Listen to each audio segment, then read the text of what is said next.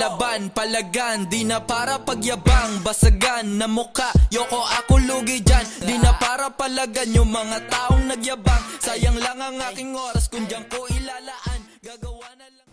Yo, yo, yo! Welcome back sa number 1 male podcast sa Southeast Asia at soon sa buong mundo. And to support podcast. Naubo ka na. Pagka nag-growl ako, naubo ako po. Hindi kaya ng ano ko eh. Hindi, kaya mo yan, Lagay sa hindi lamig lang ko. sanay. Hindi ka sanay mag-roll. Yung shades mo, pre? Malalim kasi yung Naiwan ko boses ata sa mo. CR. Hindi, nandito pre. Ayun. Ayun. So yun, gumagaling na mag-roll sa 8 asset. Talaga ba? Anong ginawa nyo these past few days? Past few weeks? Musta kayo? Past few weeks, ano bang ginawa ko? Wala, puro ako family ngayon, pre. Busy ako sa family ko kasi yun eh. Lahat ng pamilya ko, mga OFW, lahat. Nagsiuwian sabay-sabay. Isang batch? Oo. Lahat sila sabay-sabay. Kaya, yun. Labas-labas kami, kain sa labas. Nakakamiss din. Miss ko yung mga kapatid ko, yung airmat ko. Kaya, yun. Appreciate ko yung family. Ma-appreciate mo talaga yung family pagka, ano eh. Medyo matanda-tanda na kayo. Mas, pagbata ka, parang, ang family, parang, gusto ko sa tropa ko eh. May Parang time pa ganun. naman eh. May time pa Oo. naman. Tsaka parang puro tropa ka eh. Ako na, may naaalala ko dyan. So, nung bata, kumbaga, normal kong buhay yung kasama yung pamilya, ganon. Tapos, nung nagkakaroon ko na ng identity na gusto kong maging maangas na lalaki, pumasok na yung tropa, kayo na, ayoko na sumama sa mga family gathering, mas gusto kong kasama yung mga tropa. Kaya mas masaya, di ba? Oo. So, ganun ako nung bata. Tapos, nandito na ako sa point na yung sa family, parang nawala na talaga Ay, ngayon. baka naman ngayon. So, bumabalik ako ngayon doon na, ngayon, nadidistinguish ko talaga yung pakiramdam. Home talaga yung pakiramdam, pre. Pag naaalala ko yung family, namin, home yung pakiramdam. Tapos ngayon na wala na ako doon, significantly nawala eh. Significantly nawala. Parang naging ganito na talaga yung buhay ko. Ito, magiging transparent ulit ako. Kaya ako proud na sabihin yung story ko sa marami. Kahit merong magsasabi dyan na, wala namang credibility yan, hindi naman successful yan eh. Hindi, kaya nga ako mas lalong naniniwala sa sarili ko kasi nabubuo ko yung lakas, nahuhugot ko yung lakas kahit nasa kalagayan ako ng pain eh. Kaya nga ako proud na ito yung tama, nakikita ko na dinediretso nito yung buhay ko kasi nahuhugot ko yung lakas. Kasi kung tutuusin nga, di ba, sinasabi nga natin pagdating sa success, yung success kasi, nakuha mo na, pinipraise ka na, ano na yun eh, mas madali yun. Nag-succeed ka na, pinapalakpakan ka eh. So, sino dyan ang may lakas ng loob na wala ka pa dun, pero sinasabi mo, ito ang gumagana, ito ang gagawin natin. Diba? Meron ka bang boss? Ngayon, wala. Wala akong boss ngayon. May humahawak ng oras mo everyday na ganito, sa pilitan, bawal kang, Wala, responsibilidad lang. Pati papunta ka na, success na yan. I mean, Actually, Diba? napag-uusapan namin, lagi ko na nababanggit kay Josh. laya ka. Lagi ko nababanggit kay JOP to dati na successful na tayo. Dahil nakuha natin yung design ng buhay na Freedom. in-envision natin dati, successful na tayo. Kasi, kung gagawin mong sukatan yung pera para sa success, edi isang tao lang ang successful sa mundo. Kaya nga dapat, don't be money slave. Yun, no? Yeah. Nagawa ng tropa ko na si John Mark. Ayan, no? Don't be money slave. Built by hustle, not by chains. LB Trading sa better living, no? Para sa mga sellers ng Shopee, Lazada yan. Sleek and Dappers, President Ave, Central Square. Pagupit na kayo dyan. Tropa ko yung may-ari niyan. Solid dyan. So isa daw general ng Soy Army. Asa magsasaka puso ko, agrikultura. Hari ako ng hip-hop underground. Kung gusto mong kontrain yun, subukan mo. Yeah, Joshon Boy para sa lahat ng social media. Kung gusto mag-amoy bad boy na may class, pare, available mga perfumes natin sa TikTok. And syempre, kung lalaki ka bro, mag-sports ka bro, please. Huwag kang gumamit ng close-up. Huwag ka nang gumamit ng close-up. Close-up ka ba? 8 assets sa YouTube. Okay kayo mga nagiinuman dyan siguraduhin nyo yung responsibilidad nyo ay well taken care of. Hindi yung mga nagiinom-inom kayo dyan, nag-celebrate kayo ng mga kaululan. Hindi. Ang sineselebrate yung mga mabuting nagawa sa buhay. Tama. Lalaking tao eh. Close up. Maawa naman kayo sa... Ibang term na tuloy. Ano nyo, sinira nyo eh. At doon sa nabanggit kanina na tungkol sa family na topic, no, kung gusto mo din maging part ng pamilya ng Anti-Support Podcast, mag-member ka na para maangas yung pangalan mo pag nag-comment ka sa amin sa YouTube, may membership nakalagay dito. ASP PAM. Part ka na ng mga elitista. Yeah. Garantisado yun pa nag-ASP fam ka.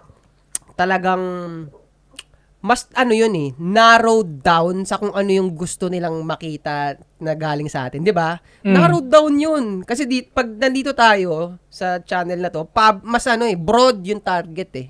Broad eh. Pero pag sa community natin, narrowed down kung ano mismo yung tailored fit sa kailangan mong matutunan, gusto mong makita, yun talaga yun, design talaga. At nagbabalak din ako gumawa ng grupo natin o group chat natin ng mga membership lang ang kasali. Ooh. Talagang elitista ka na. Antay mahirap ka kunyari. Premium na premium yung feeling, premium. pare. Kasama mo kami, makakwentuhan mo kami pag free. Lalamangan natin yung mga ulul sa diyan sa mga labas. Gusto ko nga pare yung buong membership natin na makasama natin meet and greet in the future. Future, yeah. Pre, ako gusto ko Why talaga not? yung meet and greet. Gusto ko talaga yung meet and Set greet. natin, coffee or motor, di ba? Motor, oh. Pwede, meet and greet natin. Dati nagbabalak na kami niyan eh. Nagplano kami one time.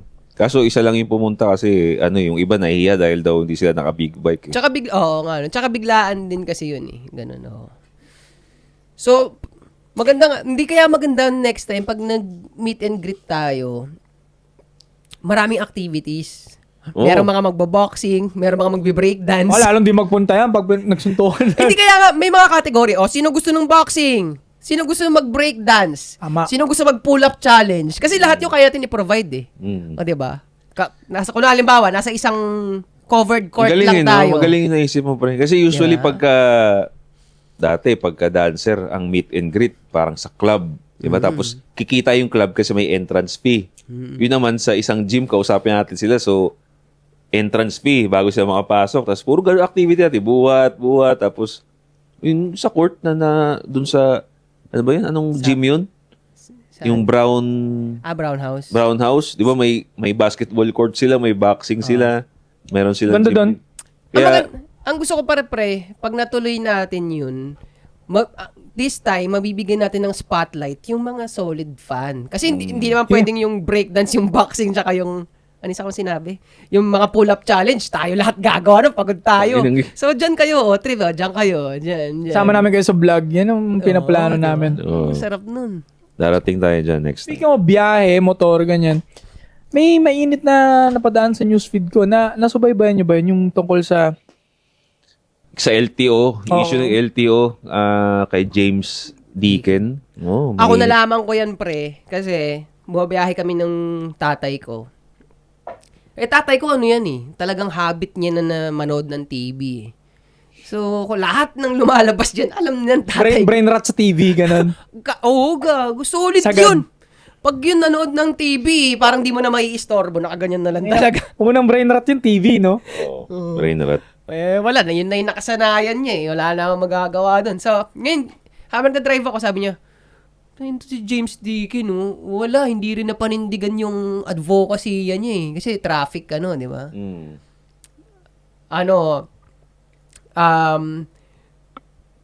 Parang nakita niya sa balita na ikaw pa mismo na advocacy mo yung yung traffic regulations.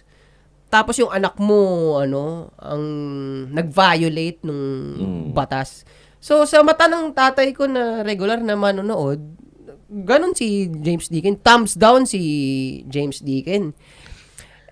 So sa akin, lagi naman two sides ng story eh. Di ba? So, Gawin mo nagagawa ng TV, no? Kaya wala akong tiwala sa media talaga. power of the media talaga. Wala akong tiwala sa media. Biro mo, naikot nila. Pero ano ba talaga yung side ni James Deacon? Sige, ito, basahin natin.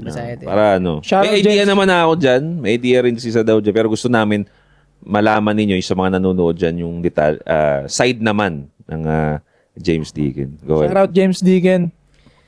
Oh, sige, ito. Ito sabi niya, in great detail niya, sabi niya nga, medyo mahaba nga to eh. Sige. So, bukod dun sa naging violations ng anak na sinabi nila na unregistered yung sasakyan, meron pa silang dinagdag. So, ito, simulan ko na.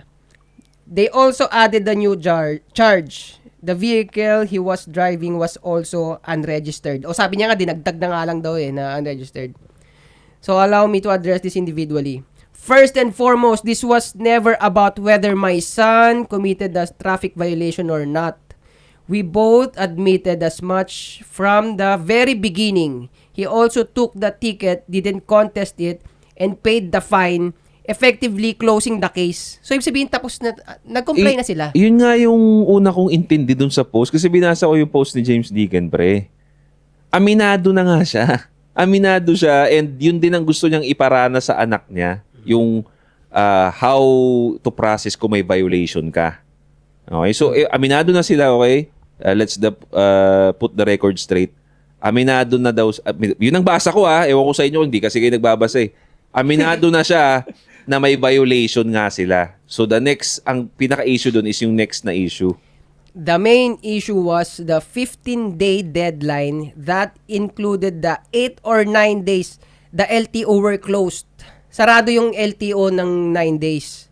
As well as the demands for unnecessary paperwork that is not in the Citizens Charter.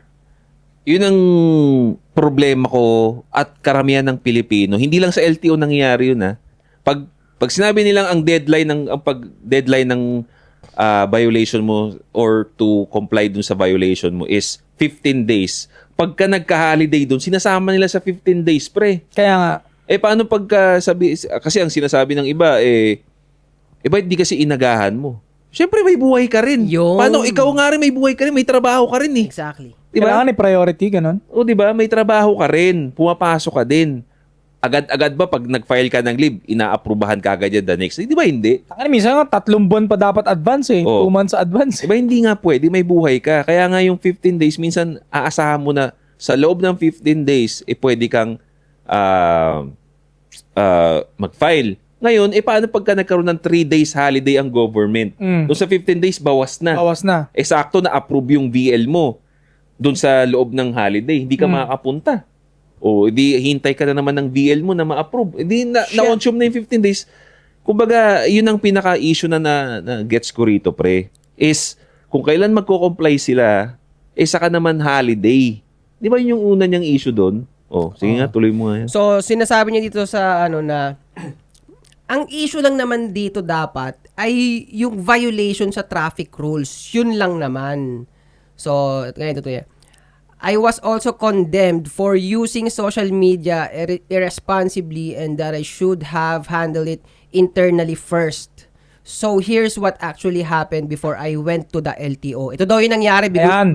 bago siya magpunta sa LTO. Kaso hindi niya muna pinost, may pin-action na siyang ginawa. Meron na, pre. Pero okay, ang galing kasi magpaikot ng mga to. Ayaw nyo kasi ng accountability. Yeah, so December 20, 2 days after the violation, when I knew it was impossible to physically make it down to East Avenue to contest the reckless charge, I asked a colleague in the beat, Attorney Robbie Consunhi, for clarification on the reckless driving charge. So, and if it is something that remains on my son's permanent record, he replied by saying ASEC has a no padrino policy, which was strange because it wasn't what I asked for.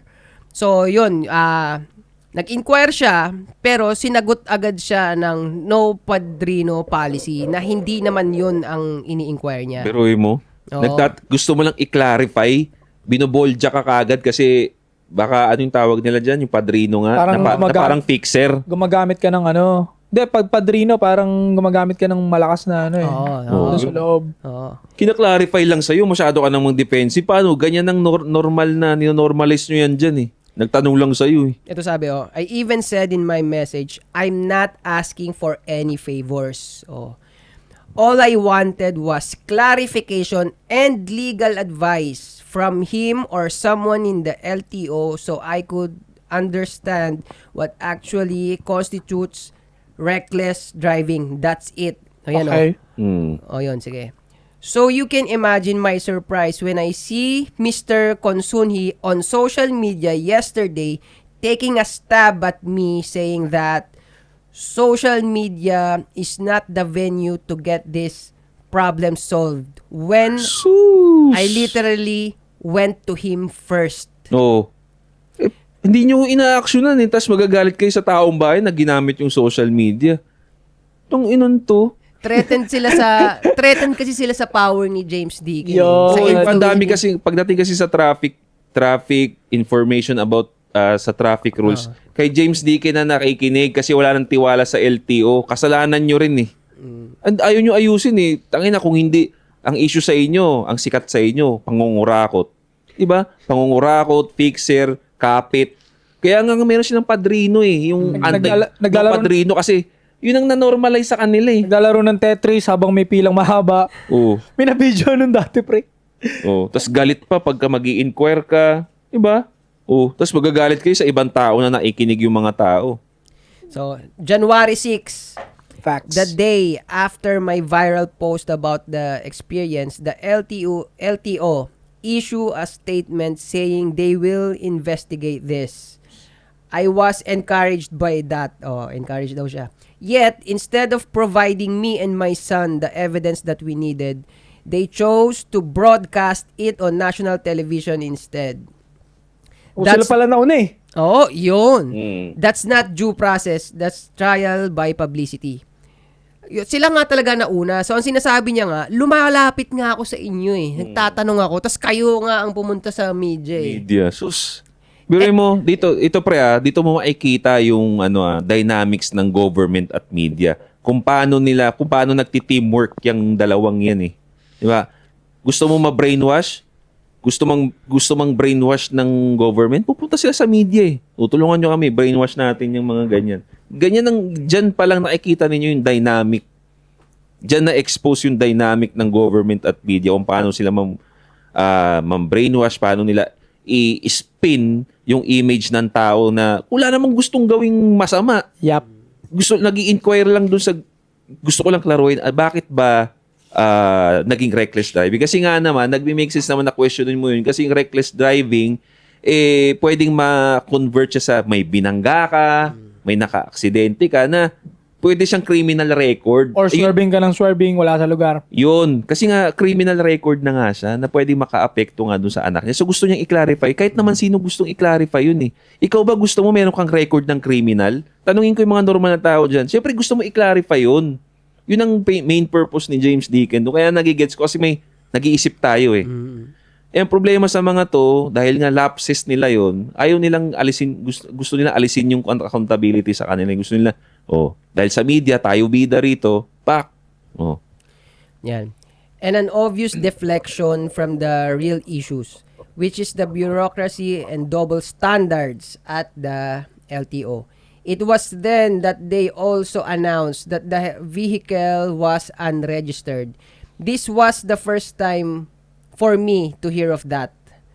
For context, this is not our vehicle. It was a loaner. Oh, hindi pa sa kanila yon. Ano to? For the context, this is not our vehicle. This is a loan. Yan. Ano ibig sabihin ng loaner? Teka lang, itutuloy ko muna to. Okay. Sorry. Isa lang siya. I accepted it in good faith as it had the conduction sticker and temporary plate. But regardless of that, I understood that ignorance is no plea for the law. So, I accept full responsibility for not having double-checked it first. A loaner, ibig sabihin, kanila yung kotse but binabayaran pa nila so wala pa kanila yung ORCR. Minsan ganun eh. Di ba pagka nagmamonthly ka pa sa kotse, wala pa sa original ORCR. So ang mali nila doon, hindi nila napaserok siguro. Basta sinabi niya, aminado siya na may pagkukulang doon. Talagang, nagmabilis siyang desisyon na enough na yung conduction sticker and temporary plate. Yan. With that aside, my question here is, if the violation was blatant and offensive as the LTO chief and the media made it out to be, tas may enumeration, why was it not cited in the traffic violation? One. Number 2, how did the traffic enforcer miss that?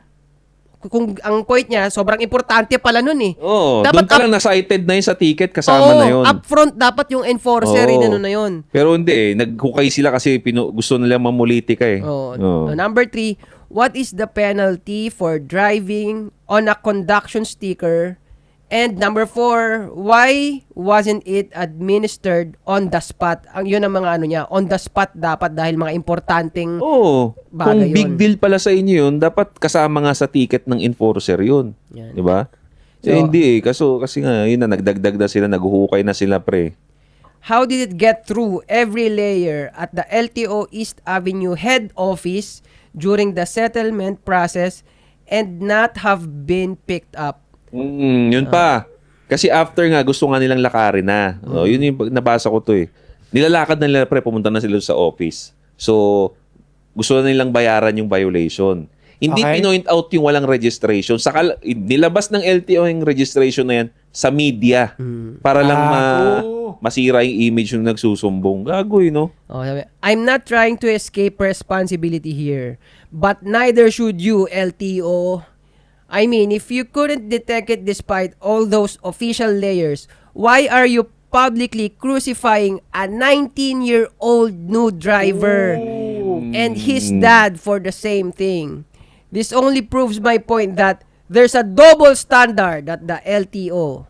Ayun. James Deakin, hindi nagpa-back down. Never back down, puta. You want war? I give you war, sabi ni James. Tang-ina. Yung LTO ayaw ng accountability. Naghukay ng kumbaga parang ano yan pre. Nag-away kayo ng ex nyo. Di ba? Away kayo ng ex nyo dahil lang sa, kunyari, wag cheating, hindi cheating. Kunyari lang, hindi ka sinundo. Tapos, out of nowhere, bigla mong isisiwalat sa media na, tangina, ano yan eh, may tulo yan eh. Nag-away lang kayo dahil hindi ka nasundo. Ganun siya, parang babae na naghuhukay ng something na hindi naman kasali. Unang-una, number 1, sa ticket, hindi involve yun. Yung walang registration. Number 2, nung pumunta na sila James Deakin dun sa office, hindi in-indicate sa kanila yun. Kumbaga, pinapabayaran na nga sa kanila kung ano yung nasa ticket eh. Diba? So, naghukay lang para may sabihin na, ay, may mali rin yan. Kasi ayaw ng accountability. Babae ba nagpapalakad ng LTO, pre? Walang accountability. Ito pre, may 2 pages. Ito yung bira na to ni James Deakin. Babasahin ba natin? Bira niya na to. Okay nga? Basahin na. Hindi Basahin na tayo. rin? Sige.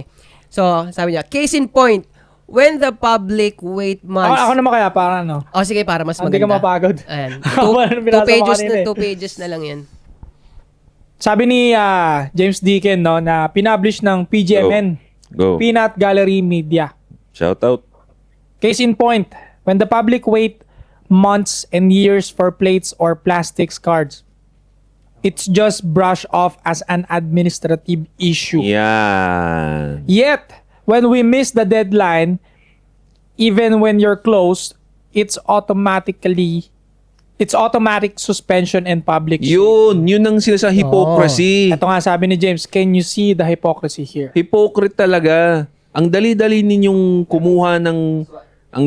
mag-violate, ang dali-dali ninyong kumubra ng pera. Pero pag yung taong bayan ng majority pa, ang daming tao nangangailangan ng mga plates nila, ang bagal-bagal. Oh, Diba? na-back to you kayo ni James. Paano yan? Diba? Ang bagal-bagal. Paano yan? Biruin mo bro, importanteng bagay. License. Ito na-experience ko to, license. Hindi, parang ganito muna tol bago mo tuloy eh. Go, Parang go, go. sinasabi ni James, hanapan pala ng mali. Oo. Exactly. Kingina mo, hanapan pala ng bullshit eh. Mm. O, di pag-usapan natin lahat ng bullshit nyo dyan. Patay. Sabi ni James. Binalik back to you. Oh, plate number, registration, ang bagal. Oo. Ang pangungurakot, License, pre. license. Biruin mo importante. Importante yung license. Dati nga ito, Basic. papel muna eh. Yun nga eh. Tangina taon bago makuha yung card eh. Yun. Na-experience ko yan, pre. 1 year bago ko nakuha yung card. Biruin mo. Pinaka-basic need mo bilang driver at basic sa kanila yon na service provider ng LTO na dapat issuean ka ng license. Ay, registration or plate number, okay, maintindihan ko. License, isang taon mo Importante yun. makukuha. Oh, papel ka muna ng matagal na panahon. Pre, ganun ang estilo. Wala bang budget? Kalokohan! What, may narinig ba Ang kayo? inang yan. Ang hypocrite. Hindi nila mapagawa yung card. Nasisiraan ng internet, nawawalan ng ganito. Bullshit. Sumbongero pa sa media. Ang inang yan, bading, close So nga, up. binak at you kayo ni back to you kayo ni James, no? Hanapan pala ng baho eh. O sige, sabi ni James. Ito pa, sabi niya. So please, stop deflecting. I've already admitted where both my son and I fell short. So, let's see if you will do the same. Ito na nga. And drop the double standards by addressing the real issues. Number 1, why do calendar days apply to citizens but working days apply to you? Yun. Saliwa, di ba? Di ba? Pag, yun nga, i-point out ko lang din. Pag kami may violation, may 15 days kami to bayaran, yung Fix. violation namin. Tapos, pagka empleyado ka ng LTO, hindi ka kasama dun sa 15 days kasi may holiday ka eh. Di ba? Ha? Ang inang yan. Anong klase yan, boy? Pangalawa, why demand printed documents not in your citizen's charter? Ano? Bakit daw yung demand printed documents ay wala doon sa citizen's charter? Hindi ko alam yung ibig sabihin. Hindi ko rin sure. Pangatlo, why does your definition of reckless driving contradict the statutory standard?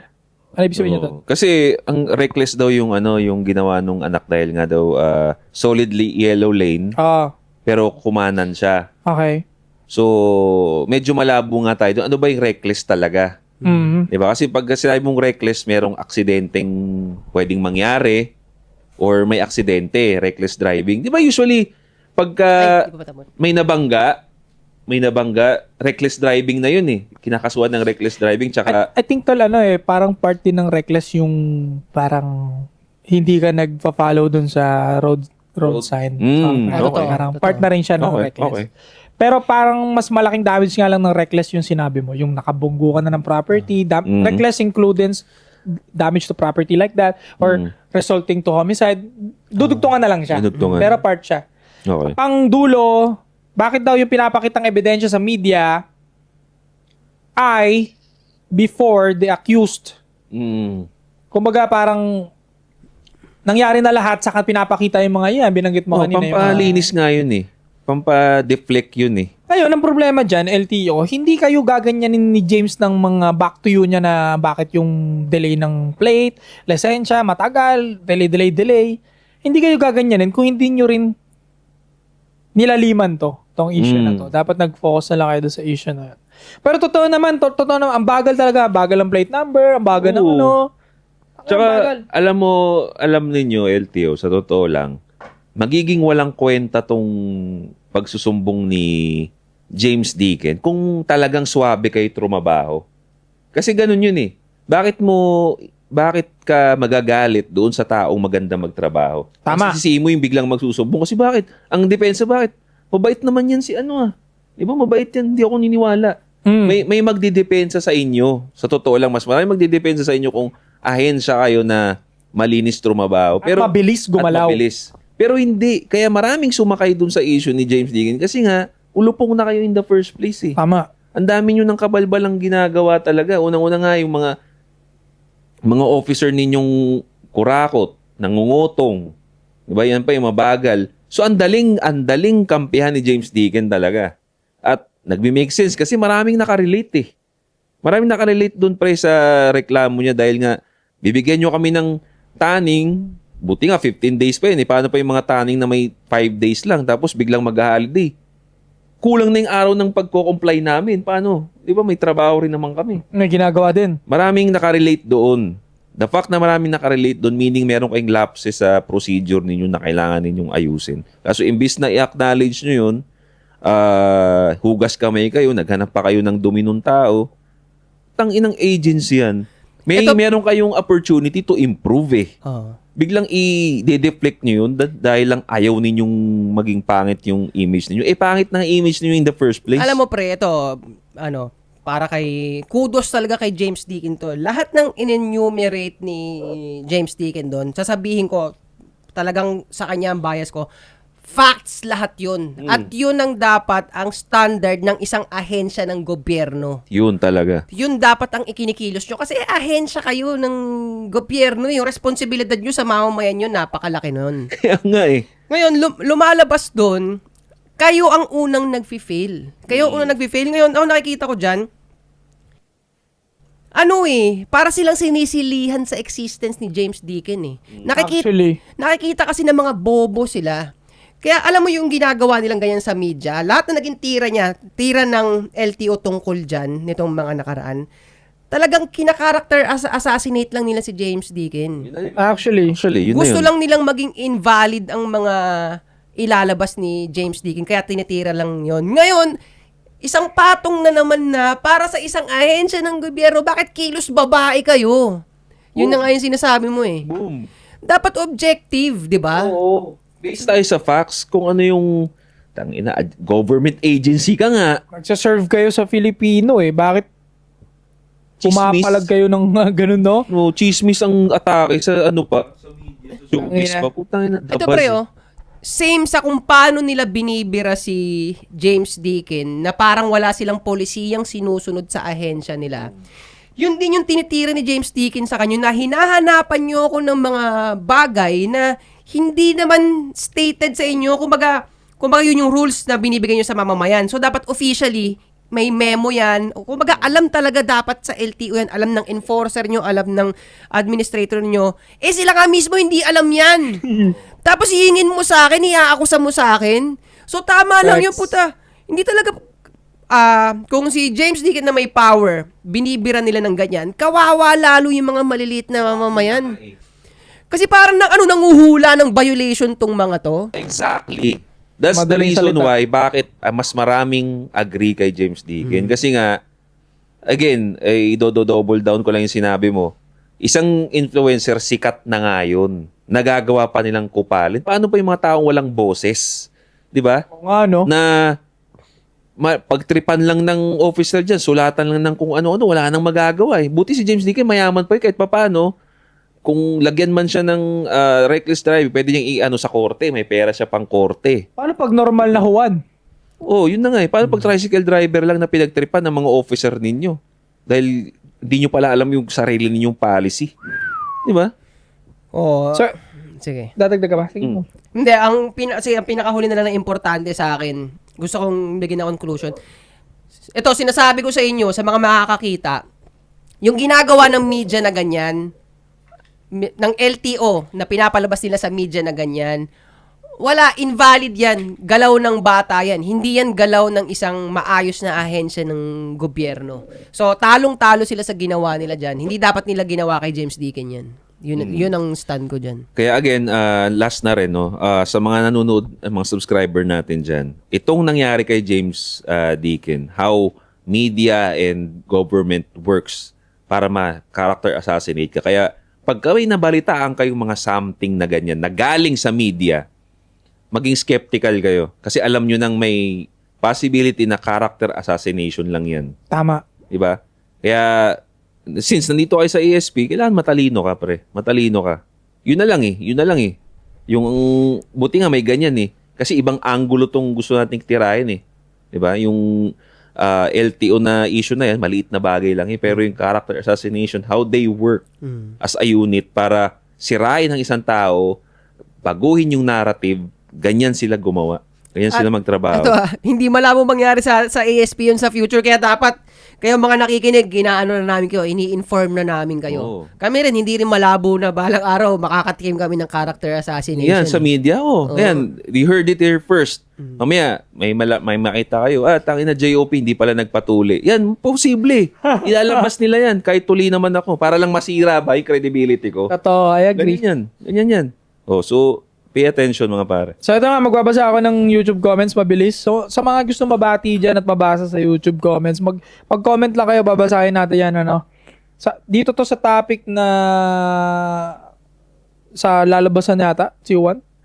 Sabi ni Warlord69 Enrico, agree ako dyan, yung ex ko maganda, chinita, pero every bembang naman amoy baktol yung pempem. Tapos baho ng hininga.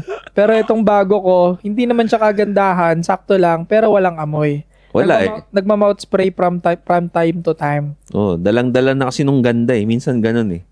Dalang-dala. Kaya nga minsan sa atin naman, ang equivalent sa atin yan, pogi na walang game. Kasi sanay sila eh. Pogi sila. Yun na yung game nila eh. Yung itsura nila eh. Kaya madalas, mas magaling pa dumiskarte yung pangit, di ba? Or yung hindi kabapuan kaysa dun sa pogi. Tapos O, ganun. mas funny. Oo. Kaya, yun yung equivalent sa mga babae nun. Kadalasan talaga yung mapuputi, magaganda. Burara pa sa kwarto yan, pre. Mabaho pa yung bilat. Bahog bilat. Bahog bilat pa. O yun. Napatunayan ni tropa. Alam mo, nalala ko na, natatawa ako sa mga... Ito off topic na to hindi na to kay James Deacon guys. YouTube comments na to. Natatawa ako pag yung episode natin na, ano to? Bahog bilat. Yung nababanggi yung bahog bilat. Yung, yung small dick na Benetor. Natawa ko dito pag binabalikan ko. Alam mo yung pag nasa episode, hindi ko siya napapansin pag dito. Pero pag pinanood mo na lang sa video, doon ka na matatawa. Nakakatawa nga sa pangalawang nod. Oo, pag sabi niya, ano yung small dick energy? Sinubo mo naman natin. Paano kasi ba't nag-i-insult ka pa eh? Wala na, pumasok mo sa bibig mo. Ganun lagi, no? Walang utang na loob, puta, nakinabang ka na eh. Sigla ka hanayin mo na. Sinibak mo rin dito Ito medyo negative naman to, medyo hate naman to sa atin. Okay. Sabi niya, no hate pero saka na siguro ako ulit makikinig pag wala na si 8. Sagwa, takes, palyado talaga, pro-Russia, pro-China, propaganda pa, subconsciously kinakalat. Been fun while it lasted, boys. Sana nga bumalik lang si Ato. Ano ka ba? Pro-Russia ka ba? Pro-China ka ba? Hindi. Sabi dito. Meron akong take, pero hindi ako pro. Bakit ako makikisabay sa kung anong nila? Kung anong movement ang ginagawa nila? Anong business nun sa buhay ko? Tama. Hindi ako pro sa kanila, pero meron akong opinion sa kung anong nangyayari. Ito naman, medyo good naman to. Sabi ni JBB00001, para sa observation ko, mas trip ko pakinggan sa 8 asset. Kumbaga, pag sa tropa mo, pag nagsasalita ka, marunong ka makinig muna bago bumuka ang bibig. Sorry sa comparison pero yung nauna kasi pag nagsasalita yung isa, sasawsaw ng sasawsaw yung isa. Naalala ko noon sa isang podcast, may sinabi yung nauna na something na pang ibang tao daw, kesyo pang malakasan daw. Basta you get my point. Napaisip lang ako na bakit mo sinasabi yung mga ganyang bagay sa salita, kasama mo sila Soy at Josh sa podcast. Kung ako yung nandun, sasabihin ko, di doon ka na kung gusto mo. Iba talaga yung pumasok sa 8 asset, mas nakakapag-boxing na sila ng sama-sama. Hindi yung puro salita lang ganito o ganyan. Question, naalala nyo na nangyari talaga yung moment na Hindi yan? ko alam yun. Hindi mo naman, sa dami na napag-usapan yun, hindi na naalala. Maalala. Yung sinasabi niya, Yung situation na sinasabi niya dyan. ikaw naalala mo yun? Di din. Sa dami kasi, ang daming episode na Kung ilang episode na to, parang 100 na yata to So, yun, ako, dun din ang lesson nun na kasi, ito, kailangan nila maintindihan Yung mga sinasabi namin dito, galing talaga sa puso to, tsaka galing sa pinag-aralan. Walk the talk. Oo. Ngayon, but at the same time, meron pa kaming mga bagay na ibang ginagawa. So, pag nagawa na yung mission dito, naiiwan na yun dito. Kaya nga hindi nyo na maalala Naiiwan na. Tama.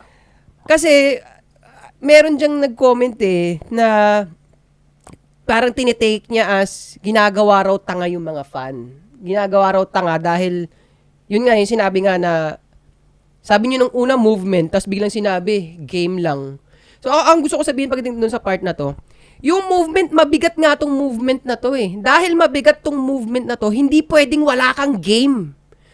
So, Pwede nga sabay nga din Pwede naman pagsabay. Kasi tol, no need to explain further about that. Kasi parang iba yung pagkakaintindi niya sa game. Metaphorical lang yung sinasabi na itasit about game. Not officially na gagawing laro lang yung bagay. Ginamit niya yung salitang game metaphorically.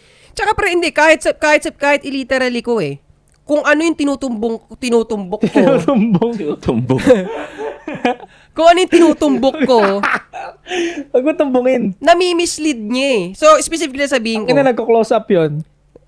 tama na pag-close Minimislead niya Mini-mislead mo. Metaphorically lang. Merong game para ipanalo ito. Yung. 'Di ba? Tapos ang sinasabi ko nga, kahit bukal to sa puso namin, hindi namin to pinapersonal na parang tumatakbo pa sa utak namin, naggago talaga si ginalo to pa Tama. talaga ako. Yun kaya, Kaya nakakalimutan namin yun talaga. Paglabas nitong kwarto na to, nakakalimutan namin. Ano sabi yan. ni Josh? Yes. Yes! Ang sassy. Na-close up eh. Ito, sabi naman ni Kevin Andrews, 5272. Mas okay sa 8 asset kasi hindi naman siya kasing toxic ni Sadaw. O, tignan mo itong putang ina. Gusto ko lang malaman ninyo na, tong pagbabasa ko ng comment kung saan umistop tong daliri ko. Diba? Ganun siya ka-random. So, lahat ng binabasa namin may kwenta. Wala, comment ka lang. Hate man yan o ano. Pero kung sabihin ko ako, Sa effective ka kasi ikaw yung number 1 laman lagi ng comment section. Effective ka kasi hindi na kami May pakailam sila, pre. Oo, hindi na Ibig sabihin, may dating talaga. Kasi Ayaw- kung wala. Parang ano ka lang, +1 lang siguro. eto, birahin din natin kasi ito tingin ko, mag-agree kayo na tirahin to. Merong mga nagko-comment, tara, unsubscribe na tayo! Gago, umaabante pa rin yung subscription. Mga wala kayong kwenta. Diba? Umabante yung subscription eh. Tangina nyo, gago. Kasi pero nabasa ko yun, may nagre-reply sa kanya na mag-unsubscribe ka na, dadamay mo pa kami. Ginagana siya. Oh. Tsaka pare, yun ba yung, parang wala naman tayong sinabing na-influence na gano'n kahit nandito pa dati si Ato. Parang, ano yun? Oh, ang bakla mo naman nun, pre. Ang close up mo naman, pre. Magdesisyon ka ng sarili mo. Kailan yung, tara, unsubscribe na tayo, babae yun ah. Oo. Close up ang puta. Wala fail, dagahata ka pa, tumataas yung subscription eh. Yung natutunan ko dyan is yung sabi ni Sadaw para malaman mong may olots yung baby girl mo is pindutin mo yung chan. Totoo yun. Sabi ni LNR Don Point. Totoo yun, pre. Visitin nyo yun dito. Turo yun sa akin ng tito ko. Visitin mo ng malakas dito. Pag umaray ng malakas yun, May oluts. may olots yun, masakit yung ano niya. Kasi natatamaan mo yung ano niya yung cervical something niya dito sa pempem niya. So, pindutin nyo ng malakas para malaman niyo. Sabi ni Ian Refor Zado 6076. Let's go anti-support. Sulitin ko na habang kaya ko pa isabay sa job ko in the next few days baka di na lagi makakapakinig kasi magpapalit na ng job. Ooh. Tama sila. Exercise lang sagot para tumagal ang performance mo. Ano kayang trabaho yan, pre? Baka naman ano yan, ha? Illegalis yan. Sama mo kami dyan. Masarap yung mga nakakabasa ng ganito na sinasabay mo kami sa work, sa workout mo. Pare, sa totoo lang, ha? Every time na lumalabas ako, ito lang, kasama ko yung family ko. Kami. Gulat sila. Karamihan ng mga nakakilala sa akin, mga working, pare. Nasa trabaho. Oo. Isa nakita ako, barista. Sa akin, grab sa kalala move. Oh, yung isa nakita nila nagsinerve kami ng pagkain sa isang resto. Sumasaludo sa inyo. Sabi, ano yun, nak? Sabi nung mama ko. Ano yun, nak? Paano yun? Kilala ko, ma. Ang galing, ha? Mga working, kaya proud ako sa mga subscriber natin. Butangin na. Tingin mo, Walang tambay, walang tagalo, lahat nagtatrabaho. tingin mo, magkakaroon tayo ng maraming fan na tambay. Parang di ito yung pakikinggan ng tambay. Magalit pa sila dito, pre. Hindi ito yung pakikinggan ng tambay. Yung mga tambay na gusto magbago, makikinig yun. Ay, totoo yun. Pero yung mga tambay na ayaw baguhin yung sitwasyon nila, wala talaga. Hindi natin talaga sila market. Malis na kayo, yung mga ayaw magbago. Yan, kadalasan yung mga nanonood sa atin, mga nagpapahinga galing sa trabaho. Diba, ito yung pahinga nila. Bago sila matulog, ASP muna, yun. Tsaka ito, ako nakikipag-usap talaga ako sa mga nagme-message sa akin. So, nagvo-voice call nga kami. Meron kami mga session yan. Kung anong schedule kami magkasundo, 1 hour, usap kami talaga. Makikita mo na talagang nagigets nila kung ano yung point natin at wala, natatawa nga. Kahit sila natatawa sila dun sa mga unnecessary na comment. Alam na talaga nila, gets talaga nila. Oo. Wala yan. Ganun. Eto, last na to. Sabi ni Alvin De La Peña, 614. Nakanopa po ako at no GF dahil busy na sa work at training. Cardio and resistance. Sa katawan at medyo healthy foods na. Kaso lang, meron talaga lalabasan ako ng sperm kahit tulog ako. Iba-ibang babae nasa panaginip ko na para bang totoo na nagbebemba kami. Nangyari din sa akin yun, pre. Nangyari sa akin yun. Wet dreaming ba yan? Wet dreamings yun. Okay. Sobrang sarap nga pero nakakabawas talaga ng lakas pagising ng umaga at basang-basa pa short ko. Nalabasan ako. Kailangan ko talaga prayer mga boss. Prayer? Sinamay mo ang prayer. Ang galing ako, pre. kahit naririnig ko na yung kwento na ganyan. Oo nga, no, dati. pwede pala. Wait, sorry for cutting you. Pwede pala. Kasi sabi dito ng tropa, pray tayo bago matulog para hindi na pumasok sa panaginip natin yung mga ganyan. Succubus ata ang tawag dyan. Kibos, no? Hindi kaya? Pwede. Hindi natin masabi agad na ganun. Ito, sobrang interesting na gusto ko rin sabihin ito. Related sa pagiging weirdo ko na interpretasyon ng ibang tao. Pero Okay. sa akin kasi hindi na weird yun. Mas once na napapatunayan ko na totoo yung sinasabi ko eh. So, naalala mo, di ba, nung nagbasa ako ng libro about lucid dreaming? Tingin ko meron diyang mga makaka-relate. Lucid dreaming. So, sinabi ko sa kanya, ganito gagawin mo.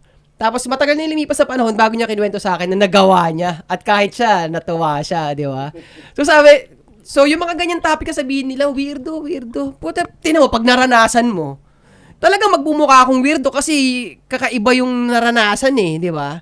Ano magagawa natin? Talagang nandyan nag-exist eh. Ako, hindi ko minamasama na nag-wet dream siya eh.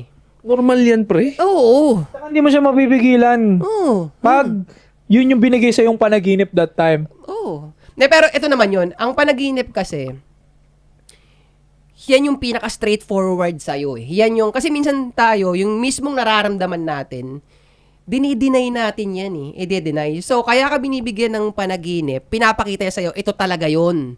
So, reflection nga yun na medyo malibog talaga siya. Parang yun yung dark side niya, no? Yun ang dark side nun. Nilalabas sa'yo ng panaginip mo. Oh, Kasi utak mo lang din naman sumusukan yun eh. Yun, exactly. Puro utak mo yun eh. Yung the whole picture na yun, utak mo yun eh. So, ang positive side nun, nakilala mo yung sarili mo. Pinapakita, manyak ka. So, dito ngayon paggising mo, baguhin mo yung actions mo. Kasi pinapakita na nga legit na manyak ka talaga. Pinapakita na ng panaginip mo sa'yo eh. Hanggang dun, di ba? Oo, pero ang galing niya nga eh. Nung nakarinig ako ng mga kwento ng wet dream, sabi ko, puta, gusto ko rin nun dati ah. Hanggang ngayon hindi ko pa rin siya nararanasan. Kasi ang nangyayari sa akin, pag sisibaking ko na yung babae sa panaginip ko, nagigising na ako eh. Ako nung bata ako, naranasan ko siya ilang beses, pero parang same nga siya nang nagjabol ka, parang gano'n. May virgin pa ako nung that time, bata pa ako nun. May parang same sensation siya na, Talaga? oo nga, ganun pala sa isip mag-stimulate, no? Oh, malakas ang isip talaga. pre. Tapos nung nakabembang na ako, parang ganun nga yung pakiramdam niya nung panahon na nag-wet dreams, ganun. Malakas ang isip, pero mo isip lang sa sex nagagawa niya parang totoo yung feeling katulad Oo. sinabi niya. Same siya, tol. Pag inisip mong loser ka, wala. I-adapt talaga ng katawan mo yan. Loser ka talaga. Kaya, Siguro dala yun ng ng curiosity ko noon, ano bang feeling ng makabembang. pero ang lakas talaga ng utak. Ito, banggitin ulit natin si Andrew Tate. Kahit si Andrew Tate, tinapik niya dati yung lucid dreaming eh. Na dahil gusto niyang maraming oras siyang mailagay sa fighting para maipanalo niya yung laban, pati bago siya matulog, inihiling niya, sana mapanaginipan ko yung fighting kasi magte-training ako. Hanggang pagtulog, training ako. So yun, natuto siya mag-lucid dream. Tuwing nag-lucid dream siya, nagbaboxing siya sa, hindi boxing, hindi kickboxing siya sa... Legit na training talaga yun. Minsan training talaga yan. pre. Tama yun, pre. Kasi nga, nervous system tayo eh. Galing yan sa utak, tapos i-install niya yan sa mga ugat-ugat mo. So, kung kaya mo talaga gawin yun sa Muscle pagtulog memory. mo, kung kaya mo talaga gawin sa pagtulog mo, hindi malabong magawa mo yun sa Oo, totoo. hindi. Real talk lang kasi ito, nanonood ako ng MotoGP, pare. MotoGP. May makikita kayo, mini-meme na nga sa TikTok eh. Nagpo-practice siya nakapikit na ganito. Pero kailangan. Ito. Pati yung pitik ng clutch, ginagawa nila pre, pati yung pagliko, nakapikit silang ganyan, no? So, siya konektado siya doon. Kahit hindi man siya natutulog, but pero mo, wala nga siya sa motor, pinapractice niya eh. Ini-install niya sa utak niya yun, pre. Kahit sa tol, sa kotse nagka-clutch din sila sa upuan. Oo, Di ba yung nakapikit. mga karera? Oo. Kahit sa F1, minsan gagawin sila ng bola, di ba? Pero usually, ganyan lang sila, nakapikit lang sila. Tapos ini-imagine lang. Diba? Kabisado nila yung truck sa utak. So yun, kung gusto mo makarinig ng maraming ganito, Don't forget to subscribe. subscribe ka na and sali ka sa Anti-Support Podcast family namin. No? Sobrang mura lang ng subscription para maangas ka. Yeah. Bakit ba pinapasubscribe kita doon? Kasi sa mga susunod na episode namin, mapapanood mo na unang-una Unang-una. yung mga training namin, hiking na pinaplano, at mga sparring namin. Ikaw unang makakapanood. Panood, yeah. Unang-una ka sa balita, pare. So, yeah, don't forget to subscribe. Hit niyo yung bell, pare. Importante yung bell para nagno-notify sa inyo pag may bago tayong videos. Again, Anti-Support Podcast. Magbabalik kami. 3 p.m. Good!